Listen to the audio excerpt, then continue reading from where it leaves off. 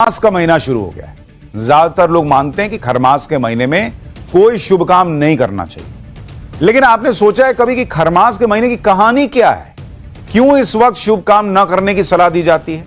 आज इसके बारे में आपको बताता हूं। दरअसल खरमास साल में 2 बार लगता है। पहला खरमास जब सूर्यदेव धनु राशि में प्रवेश करते हैं और दूसरा मीन संक्रांति के समय लगता है, ऐसा माना जाता है। खरमास पूरे 1 महीने का होता है। खरमास से जुड़ी कहानी मार्कंडेय पुराण में मिलती है। संस्कृत में खर का मतलब होता है गधा।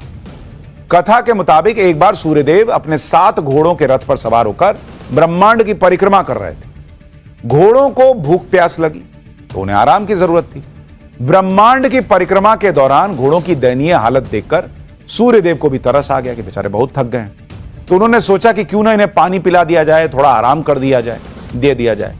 लेकिन फिर उन्हें लगा कि रथ रुक गया तो सृष्टि का चक्र प्रभावित हो जाएगा।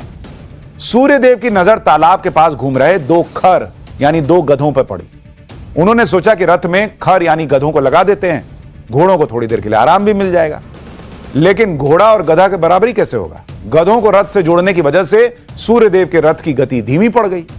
इससे सूर्यदेव की परिक्रमा का समय बढ़ गया और किसी तरह 1 महीने में चक्र पूरा हुआ।